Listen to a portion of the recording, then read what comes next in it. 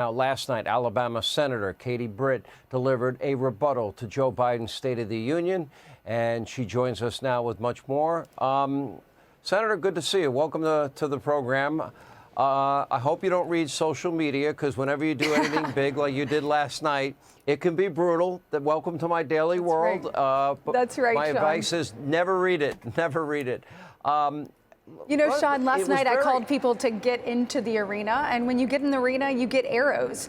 They get thrown at you, but it's worth it when you're fighting for the American people, when you are fighting to make sure that hardworking families, just like you said in your last segment, that they are seen, that they have a voice, that the things they're concerned about, that they're worried about, that we're actually talking about them.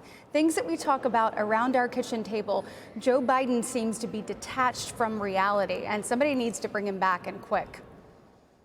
You know, I agree with that. I mean, first of all, were you as shocked as I was stylistically? I call him Jacked Up Joe, and him shouting and screaming the whole night? Absolutely. He was angry at best, seemed a bit incoherent with his messaging, and then wasn't truthful with the American people. You know, when I'm looking at the things he said, when he finally said Laken Riley's name, finally said it, he then kind of stumbled and didn't actually take responsibility for what he has done. We know that his policies, his decisions, the result of them is what we're seeing all across the country. It is everything from fentanyl overdoses and poisonings to brutal murders. And American people deserve better. And that's all on him, Sean. Yeah, you know, not only did he get Laken Riley's name wrong and call her Lincoln, even though he had a button with her name on it right up there on the podium, which it's incomprehensible to me.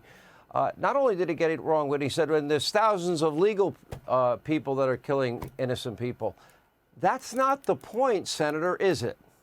No, not at all. I mean, look at his policy. So he comes into office, and his first 100 days in office, he executes 94 executive orders to undo President Trump's border policies. We had the most secure border ever. That's what Joe Biden actually inherited, but he wanted to make a change. He did that on day one when he said, we are going to halt construction of the border wall. We're going to stop deporting illegal aliens. And he said, you know what, we're going to give amnesty to millions. When he did that and he changed these policies, they became a magnet for more and more people to come here. And when you look at the things that are happening, he refuses to give up the tools that he is using that he's abusing, that are ultimately hurting our nation. And it's tools like parole. I heard it mentioned earlier, but if you look back under both President Trump and President Obama, they paroled on average about 5,600 people a year, Sean. Well, President Biden actually just paroled 3,000 less than 1 million. Those are blanket paroles without background checks. It's completely and totally unacceptable, and it's putting the American people in harm's way. Great job last night, Senator. Thank you for being with us. We appreciate it. Hey, Sean Hannity here. Hey, click here to subscribe to Fox News YouTube page and catch our hottest interviews and most compelling analysis. You will not get it anywhere else.